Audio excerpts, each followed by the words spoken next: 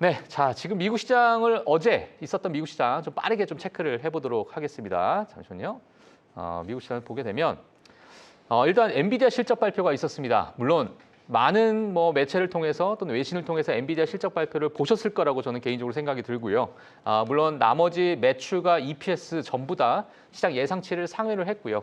여전히 높은 성장률을 보이고 있지만 성장률이 일부 둔화가 되고 있는 모습이 시장에서는 약간의 좀 우려스러운 모습. 하지만 그 중심에는 데이터 센터가 있었고 그 데이터 센터를 조금 더 뜯어서 가다 보면 제가 뒤에서 준비를 했습니다.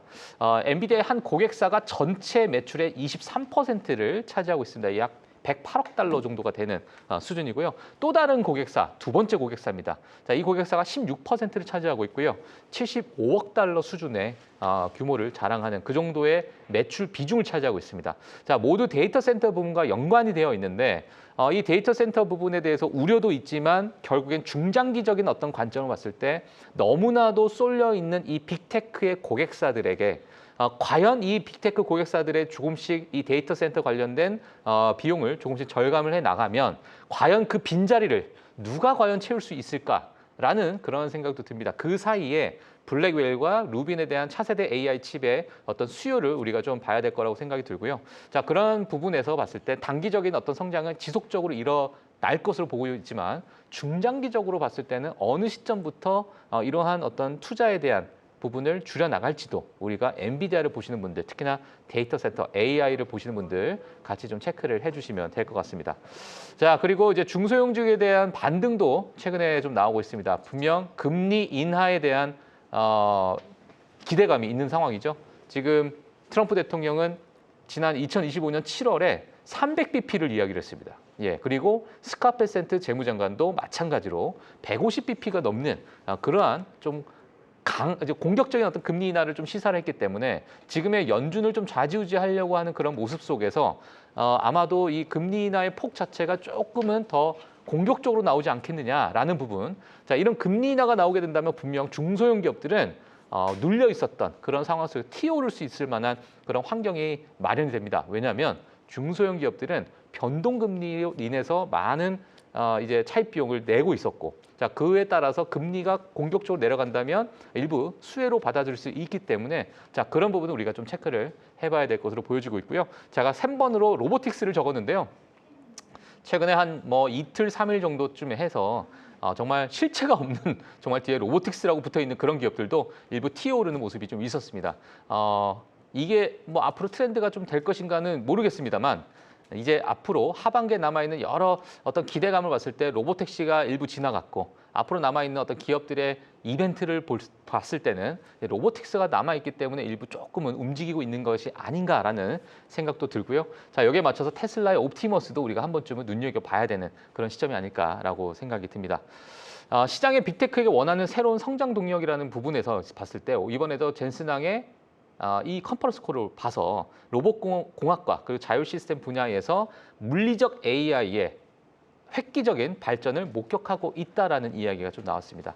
자, 기업들이 이제 AI 자동화에 열려 있다라는 언급까지 하면서 결국에는 로보틱스 그리고 AI 어떤 자동화 결국에는 효율성을 따라가는 그런 어떤 시스템, 자, 이러한 것들에 대해서 강조를 했다라는 부분 체크를 해주시면 될 것 같고요.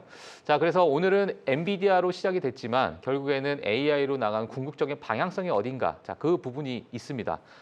또 한편에서는 금리 인하 시기가 지금 다가오고 있기 때문에 지금 금리 인하 시점에서는 우리가 어떤 방향을 좀 봐야 될지, 자, 그 부분을 우리가 체크를 해봐야 될 것 같고요. 결국에는 제가 적어놓은 게 금리 인하 시기가 다가온다. 채권 포트폴리오를 어떻게 좀 가져가야 되는가. 자, 이 부분을 우리가 확인을 해 보도록 하겠습니다. 자, 오늘 LS증권의 오충근 상무님을 모시고 이 부분을 제가 이어 나갈 텐데요. 지난주에는 이제 김종구 상무님이 나오셨고 이제 퐁당퐁당으로 지금 나오시기 때문에 오늘은 오 상무님과 아주 진솔하게 이 채권 포트폴리오에 대해서 한번 이야기를 해보도록 하겠습니다. 안녕하세요. 안녕하세요. 예, 반갑습니다. 반갑습니다. 자, 일단은 저희 오충근 상무님께서 나오시게 되면은 제가 꼭 여쭤보고 싶은 게 요즘엔 연준이 좀 말이 많습니다.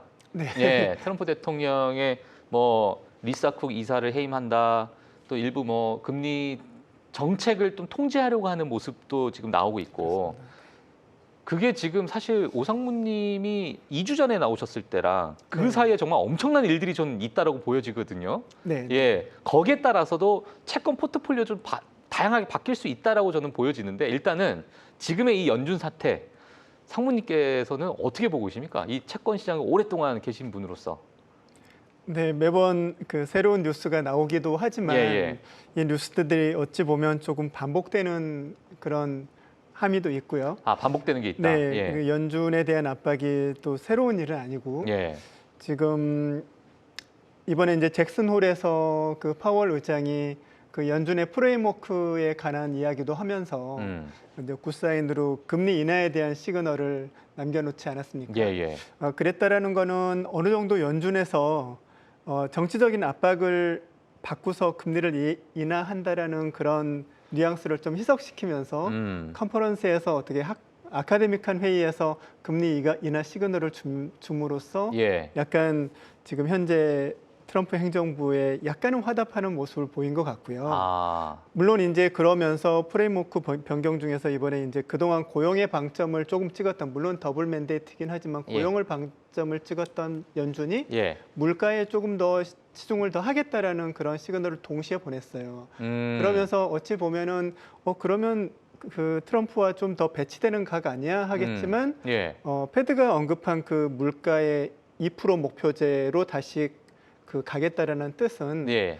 지금 현재 장기 금리가 이렇게 튀고 시장에서 인플레이션을 우려하는 그런 거를 충분히 경각심을 갖고서 대응하겠다라는 그런 취지로 읽히면서 네. 오히려 또 장기 금리를 잘 이렇게 제어하는 상황이 됐거든요. 예, 예. 지금 연준이 압박을 받으면서 금리 인하에 대한 그런 압박 속에 있기는 하지만 예. 지금 현재까지 저희 연준의 스탠스를 보면은 이런 변동성을 갖고 있는 장에서도 잘 관리를 하고 있다는 생각이 들고, 아, 오히려. 네네. 예. 다음번에 금리 인하는 거의 확정적이라고 봐요.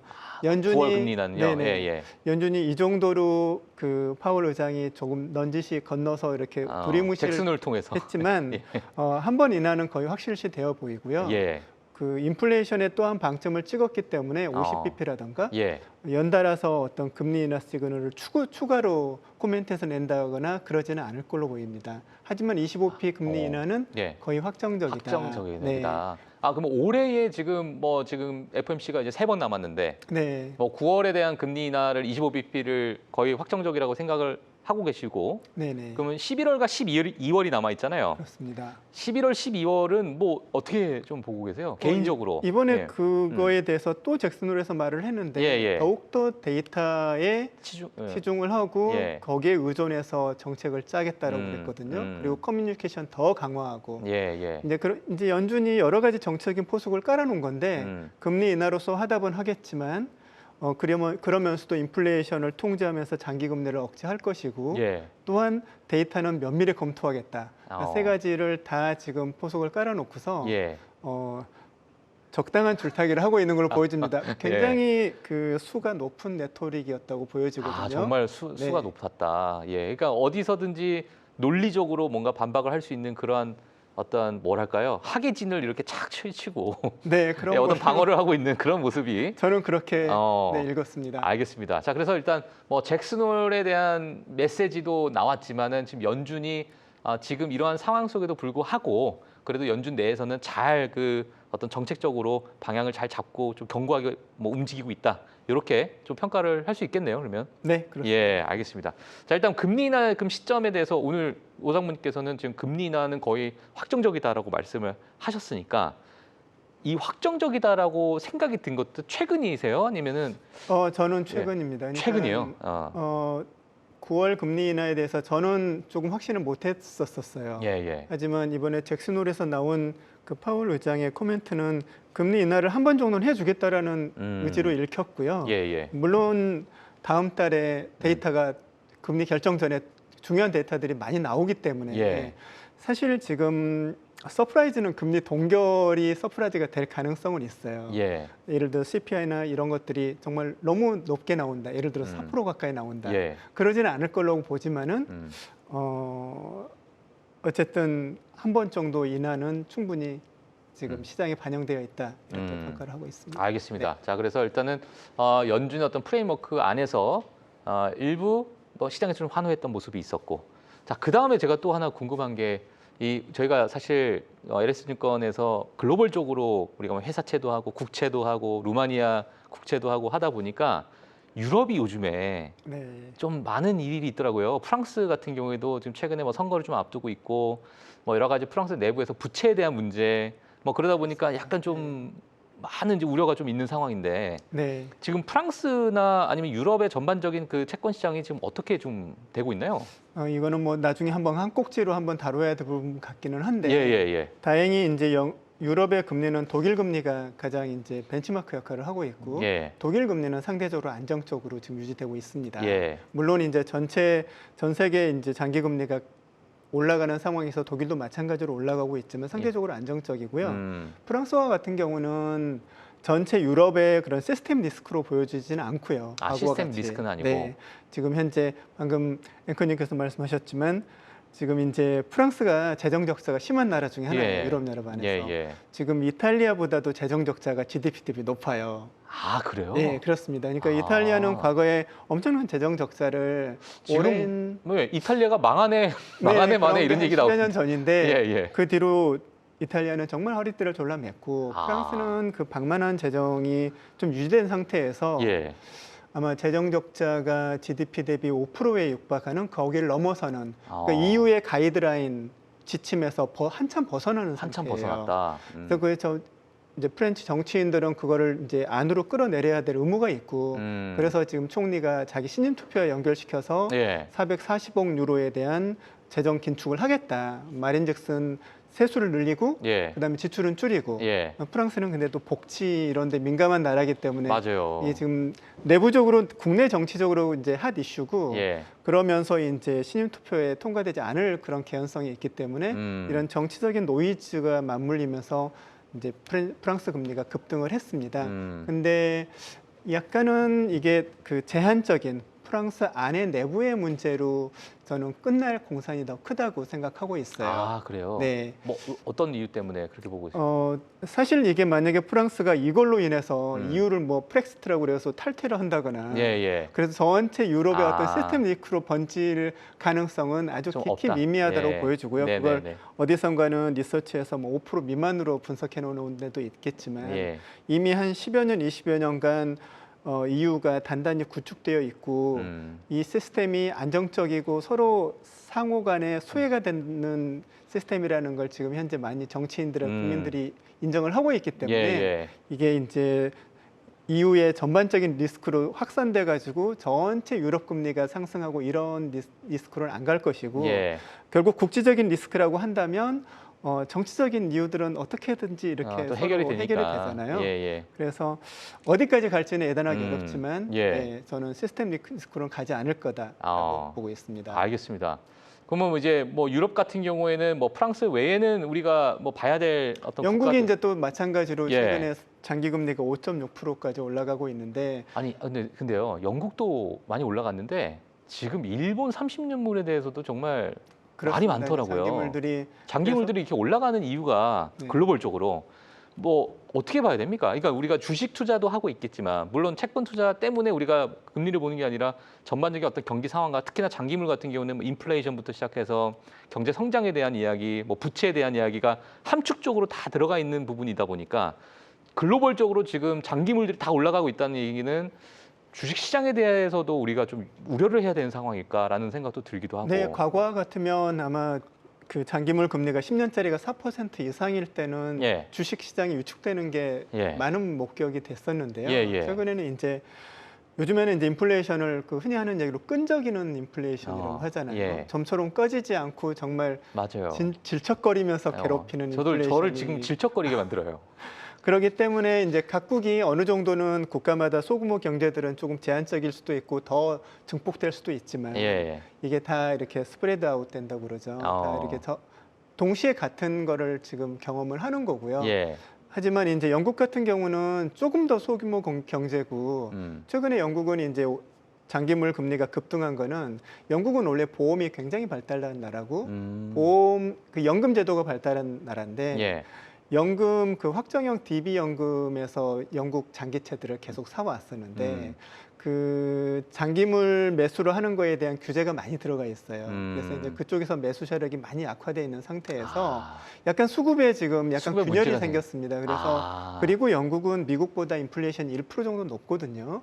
예. 그래서 장기물 금리도 1% 정도 가까이 높은 게 어찌 보면 정상이에요. 정상이니까 5%대가 지금 맞을 수 있다. 그렇습니다. 그래서 5.6% 정도면은 지극히 지금 현재 다른 국가하고 비교해서 크게 억울할 금리가 아닌데 이제 선진국 가운데서 가장 높고 이게 이제 98년 이후에 30년 만에 처음 도달한 레벨이다 보니 예. 이제 이런 것들이 이러다가 막 미국도 6% 가는 거 아니야? 이제 이렇게 확대 하락할 수도 있는데 예.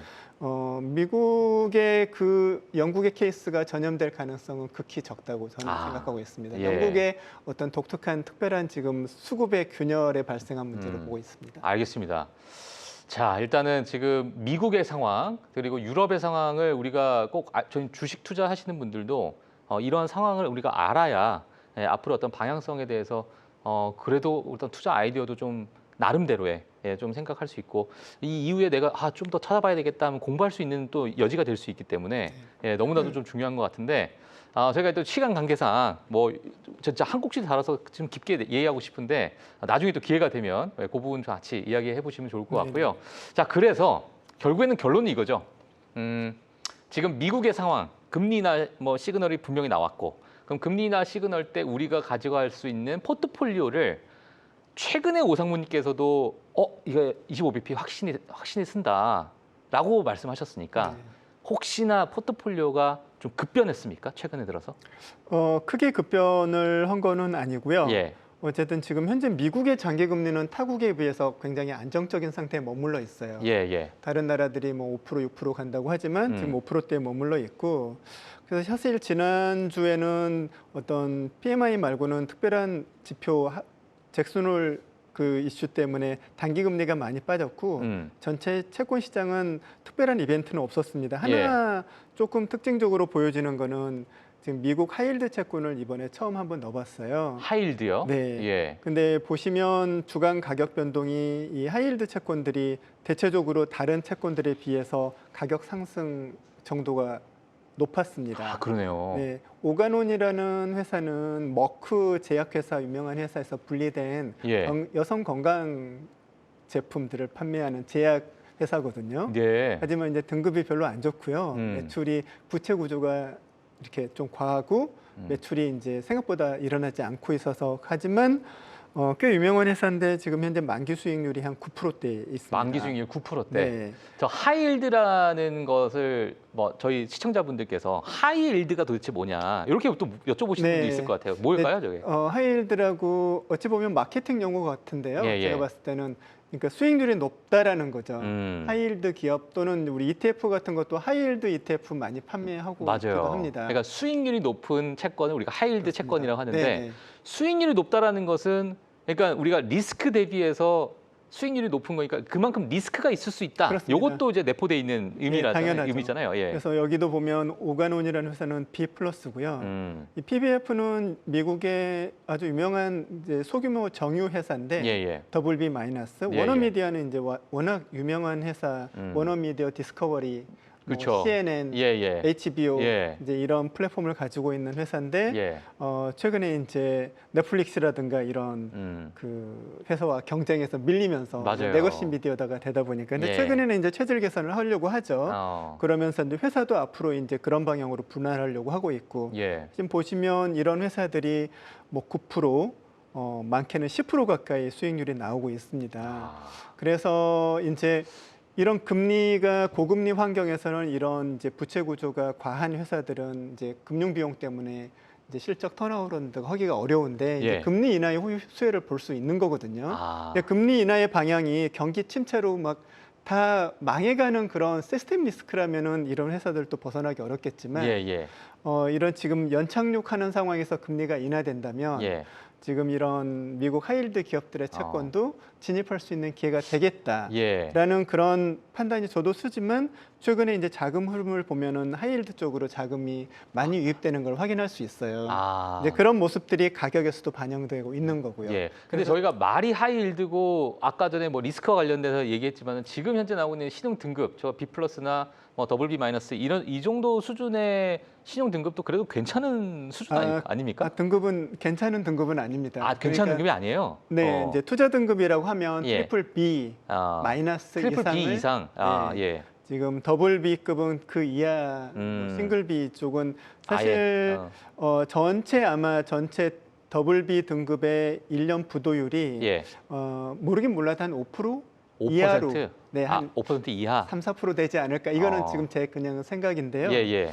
이제 그런 기업들은 사실 피해야 되고요. 예. 그렇게 이제 디폴트 리스크에 가까운 기업들은 이제 이런 기업들은 어느 정도 오랫동안 업력을 유지하면서 실적을 인정받았고 이제 어떤 이런 고금리 환경에서 잠시 어떤 공급망 재편이라든가 또는 워너미디어처럼 어떤 미디어 레거시 경쟁에서 조금 뒤떨어진 회사라든가 자칫 조금 이렇게 좀 삐끗한 하지만 턴어라운드 가능성을 내포하고 있는 이제 그런 애들만 한번 선별을 해본 건데요.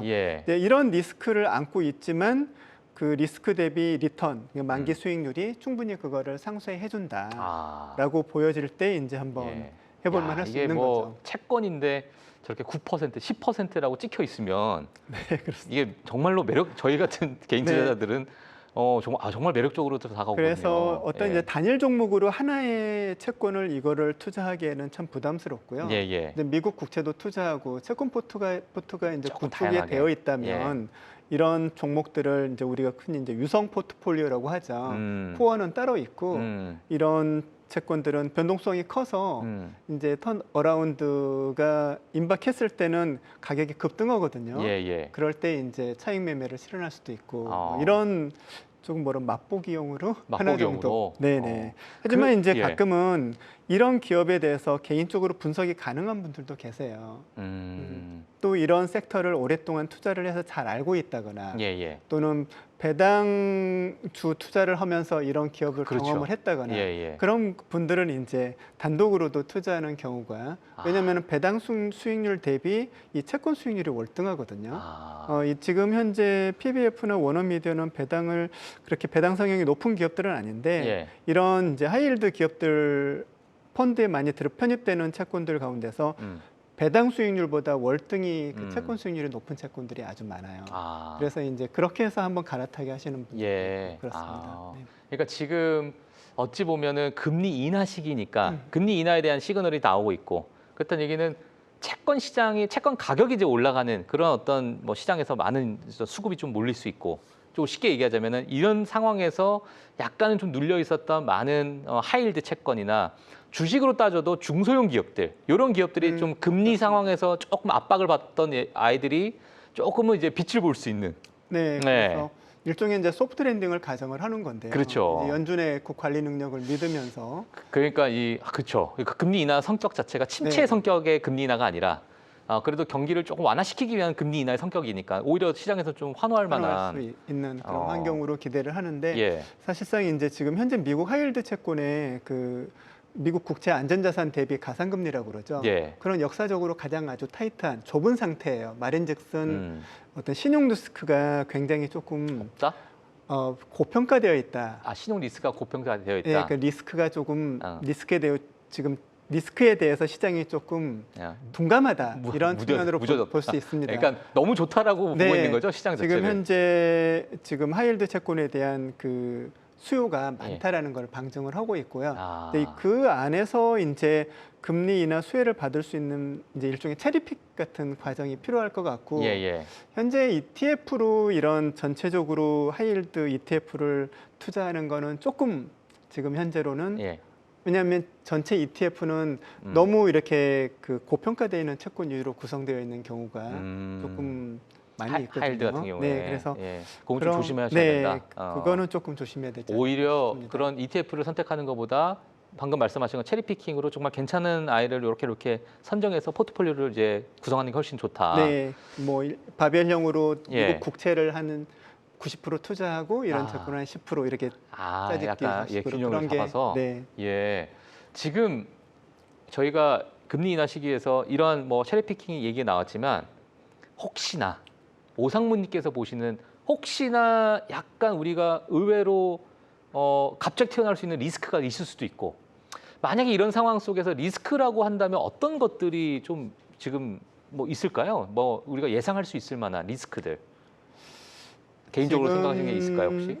그러니까 일종의 이제 우리가 과거에 경험한 바로는 이제 일종의 시스템 리스크인데요. 과거에 이제 예. 팬데믹 리스크라든가 네네네. 이제 그 미국 리먼 브러더스 파산 같은 네. 그런 전체 은행 시스템 리스크라든가 예. 이제 그런 리스크를 현재로서는 가정하기는 어려운 것 같아요. 아, 지금은 지금 현재로서는.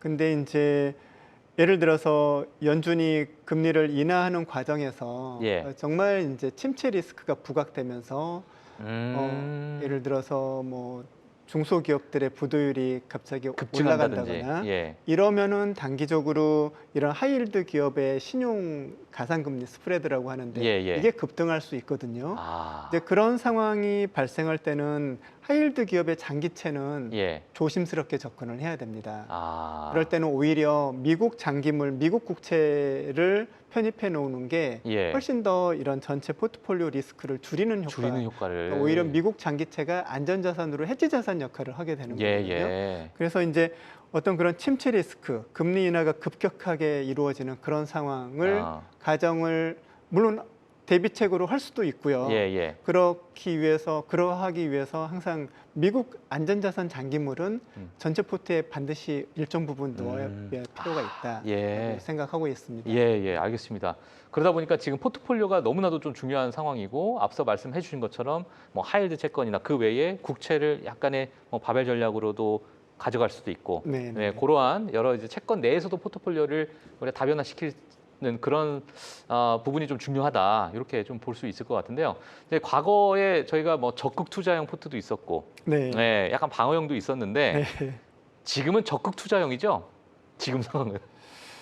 네, 지금은 사실 이제 채권 투자를 가지고 적극 투자다, 방어적이다 이렇게 이제 주식처럼 그 편차를 크게 나누기는 참 쉽지는 않지만 그러니까 이제 채권 투자를 하면서도 일종의 수익의 알파 수익을 거두려는 그런 그 전략이라면 지금 현재로서는 적극 투자형이 조금 더 유리하지 않을까. 지금 현재 상황에서 금리가 다시 과거처럼 급등할 가능성보다는 그 연준의 스탠스에 따라서 장기 금리가 조금씩 떨어질 가능성이 더 높아 보이고요. 근데 그렇다면은 근데 이제 과거에 한때 우리가 이제 달러 약세 때문에 유로화 채권 편입 또는 다른 통화 편입도 많이 이야기를 했는데 어느새 순간 보니까 달러가 물론 약세지만 조금 안정적인 행보를 하고 있고 미국 금리가 상대적으로 안정적이라서 요즘 최근에는 채권 시장도 미국 쪽으로 훨씬 더 자금이 많이 유입되고 있거든요. 그래서 이제 장기물을 구축하더라도 미국 장기채 위주로. 미국 장기채로. 그다음에 미국 회사채 위주로. 예를 들어서 지금 적극 포트형의 인텔이라는 회사를 편입을 시켜놨는데 인텔 회사는 장기채이기도 하지만 이번에 이제 트럼프가 인텔 살리기로 해가지고 뭐 거의 국영기업처럼 취급하고 있지 않습니까? 그러니까 지금 은행을 통한 대출이라든가 정부 지원 같은 거를 나중에 지분으로 바꿔가겠다. 맞아요. 그게 한 10% 된다고 하는데 이게 미국에서 이게 가능한 일인가 뭐 이런 생각도 들기도 하고 그렇습니다. 제가 정말 뭐 말을 아낄 수밖에 없는데. 근데 과거에 이제 미국 금융위기 때도 미국이 직접적인 지원을 들어갔던 기업들은 결국 다 살아났거든요. GM이라든가 보잉이라든가. 그러네요. 네. 과거 GM도 그랬죠. 운수산업 또는 이제 기간 산업들은 결국 이제 살려내고요. 그래서 이제 인텔도 지금 트리플 B인데 그 이 등급치고는 만기 수익률이 6%대 이상이에요. 그 동급의 다른 채권들은 다 5%대입니다. 그래서 이제 금리 인하 수혜와 턴어라운드 수혜를 동시에 내포하고 있기 때문에 인텔이. 그래서 이제 공격적으로 들어가자면 이제 회사채도 이런 조금 뭐 턴어라운드 기대가 되는 채권의 장기물 넣고 이렇게 해서 이제 조금 더 알파를 조금 배가시키는 효과를 낼 수가 있는 거죠. 알겠습니다. 지금 뭐 미국 중장기 인텔 아까 말씀하셨던 워너미디어 뭐 이 부분도 지금 추가적으로 저렇게 적극 투자형 포트에 이렇게 담아 있으니까요. 많은 분들께서 또 참고하시면 될 것 같고 저 일각에서는 제 주변 지인은 인텔 그러니까 미국이 인텔의 대주주가 된다. 대주 중 한 명이 된다라고 이야기를 하자마자 인텔이 좋고 안 좋고를 떠나서 나는 그냥 인텔에 투자하겠다. 뭐 그러신 분들도 있으시더라고요. 저는 개인적으로 예. 그 국영 기업화되는 예. 이제 이런 회사들의 주식은 비추입니다. 아, 주식은 비추고. 네. 하지만 채권은 존속의 여부거든요. 아, 그러네요. 네, 얼마만큼 존속 기업으로서 위치를 유지하면서 높은 그 수익률을 내느냐. 맞네요. 그 게임이라서 저는 인텔을 투자한다면 주식보다는 채권 쪽이라고 주식의 어떤 상승은 사실 민간 기업에 있어서는 수많은 경쟁과 그래서 자금에 대한 어떤 일부 효율성을 좀 추구하는데 국유화되어 있으면 그런 부분이 많이 좀 의사결정이 좀 힘들어질 수 있는 것도 있고. 정부의 그런 지침도 많이 따라야 될 거고 그 감사라든가 검사 여러 가지 받아야 될 거고요. 알겠습니다. 그리고 바로 매출이 그렇게 확 늘 수 있는 상황도 아니고요. 그렇죠. 네. 알겠습니다. 자, 오늘 저희가 채권 시장에 대해서 이야기를 했지만 정말 중요한 투자 아이디어를 많이 주셨다라고 저는 너무나도 좋은 공부했던 시간이었던 것 같고 많은 분들께서 지금 금리 인하 시기에서 채권에 대해서도 많은 관심이 있을 거라고 생각이 듭니다. 자, 그래서 오늘 좀 보셨던 적극 투자형 포트, 자, 그 외에 하이힐드 채권에 대해서 좀 관심 있게 보셔도 체리 피킹을 잘 하시면 또 좋은 수익률을 얻어가시지 않을까 그렇게 생각이 듭니다. 자, 오늘 LS증권의 오충근 상무님 너무 좋은 말씀 감사드리고요. 다음에 또 저희가 2주 뒤인가요? 네, 그렇습니다. 다음 주에 뵀으면 좋겠는데 또 다음에 또 좋은 이야기를 가지고 또 이야기해보는 시간 가져보도록 하겠습니다. 그렇게 하겠습니다. 자, 오늘 여기서 보내드리도록 하겠습니다. 감사합니다. 고맙습니다. 네, 자 8월 28일 목요일 프리마켓 뉴욕 저희가 준비한 내용은 여기까지입니다. 엔비디아에 대한 실적 발표, 금리 인하 시기, 자 이러한 부분이 앞으로 8월이 이제 거의 다 마무리가 되고 있고요. 자 그리고 9월에 어떤 흐름을 보일지도 우리가 관심 있게 좀 지켜보시면 될 것 같습니다. 자 저희가 사실 7시부터 8시까지 방송했던 그런 날은 오늘이 아마 마지막이 될 것 같습니다. 자 내일부터는 저희가 8시부터 10시까지 2시간 개편 방송이 시작이 됩니다. 그 안에 다양한 저희가 또 프로그램을 준비했기 때문에요. 많은 기대하셔도 좋을 거라고 생각이 들고 더 알차고 그리고 저희가 방송 도중에도 나오는 속보도 저희가 다룰 수 있는 그런 시간대이기 때문에 더 많은 정보를 얻으실 거라고 믿어 의심치 않습니다. 자, 내일부터 저희가 8시에 찾아뵙도록 하겠습니다. 자, 오늘 저희는 여기서 마치도록 하겠고요. 시청해 주신 여러분 감사합니다.